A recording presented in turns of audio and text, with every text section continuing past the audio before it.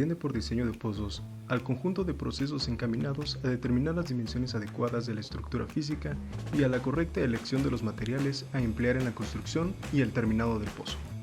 Estos procedimientos están limitados a las características geohidrológicas de la ubicación de aprovechamiento, y por lo que se recomienda conocer algunas propiedades hidráulicas del acuífero, como son información estratigráfica de las capas de sedimentos y rocas atravesadas durante su perforación, valores de transmisividad y coeficiente de almacenamiento del acuífero, condiciones de balance hidrogeológico, análisis granulométrico de los materiales no consolidados, así como de la identificación de los minerales de las rocas. Los objetivos que se buscan obtener con un buen diseño de pozos son adecuado rendimiento y larga vida útil, agua de buena calidad y un costo razonable. La parte estructural de un pozo se encuentra constituida por dos elementos principales: la cámara de bombeo y la sección de admisión. El proceso de diseñar un pozo consiste básicamente en determinar los dos elementos principales mencionados anteriormente, por lo que bajo este contexto se deben determinar y dimensionar los siguientes parámetros: profundidad del pozo, diámetro y material de ademe, diámetro, material y apertura del cedazo, el tipo de filtro y su protección sanitaria, que son determinantes para el mejor funcionamiento del pozo y la obtención de agua de buena calidad y libre de contaminantes. Determinar el diámetro apropiado del ademe es de suma importancia, ya que esto tiene repercusión en el costo de la estructura del pozo y en el uso del equipo de perforación. Para elegir correctamente el diámetro del ademe, se debe satisfacer dos necesidades principales. 1. Que exista un espacio suficiente para el alojamiento de la bomba y un espacio libre que permita su instalación y mantenimiento. Y 2. El diámetro del ademe debe tener un espacio libre que garantice la buena eficiencia hidráulica del aprovechamiento en operación.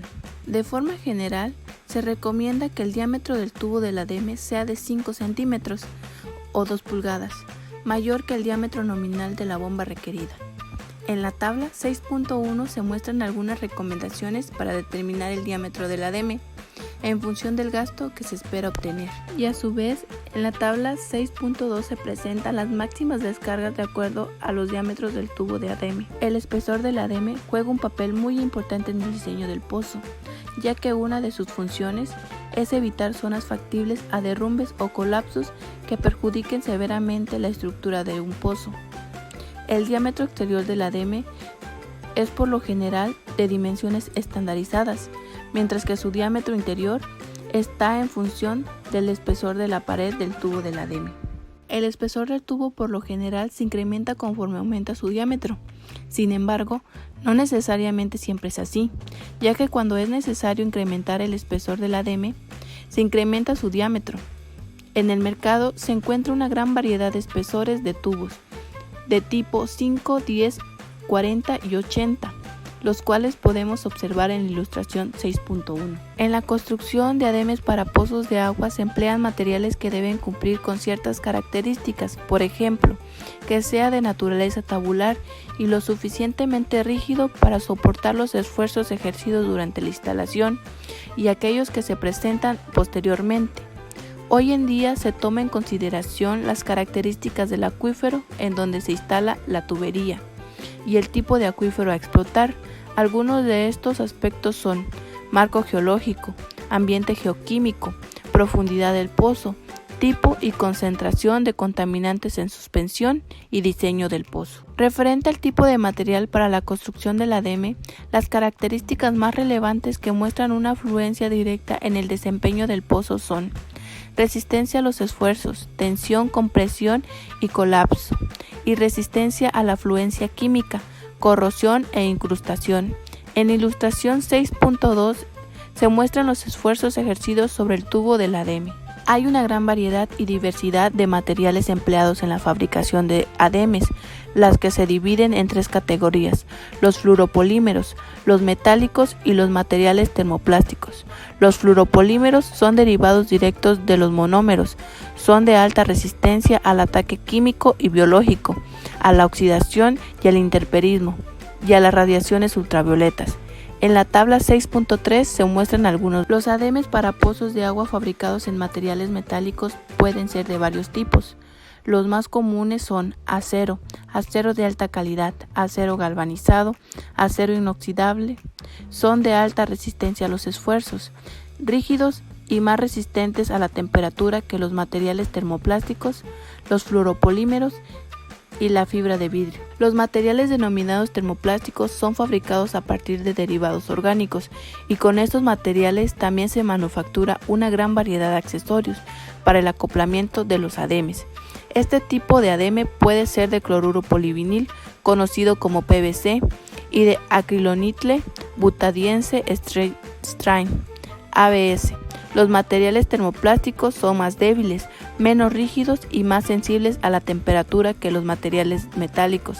Sin embargo, son lo suficientemente resistentes a las condiciones de trabajo durante su instalación y posterior a ella. En la tabla 6.4 se resumen las propiedades físicas de estos materiales. El proceso de acoplamiento o unión entre ademes es muy variado. Depende del tipo de material y el tipo de aditamiento de unión. El acoplamiento se realiza de varias formas dependiendo del tipo del material del ademe. En los fluoropolímeros se utilizan solventes puros. En materiales metálicos se tienen dos opciones. La primera mediante la aplicación directa de soldadura eléctrica y la segunda utilizando coples y roscados que se localizan en la terminación de cada tubo. Para ademes fabricados en materiales termoplásticos se utilizan solventes y juntas mecánicas o coples. La sección de admisión es la parte inferior de la estructura de un pozo en la que el agua del acuífero entra hacia el interior del tubo de ademe. El diseño de la zona de succión o de admisión depende de varios factores que deben tomarse en cuenta, como son medida de la apertura de la rejilla, largo de la sección de admisión, tipos de rejillas, resistencia a la degradación química y a la corrosión. La apertura de la rejilla debe tener una forma y tamaño que facilite el flujo de agua hacia el interior del pozo y al mismo tiempo que impida a las partículas más pequeñas del acuífero alojarse en ella, restringiendo de esta manera su flujo. La eficiencia hidráulica de un pozo depende básicamente del área de apertura de la rejilla, de tal forma que entre mayor sea el área de entrada, permitirá fluir el agua del acuífero hacia el interior del pozo con mayor facilidad. La cantidad de área de filtración es una función del diámetro del ademe y el tamaño de la apertura de las ranuras.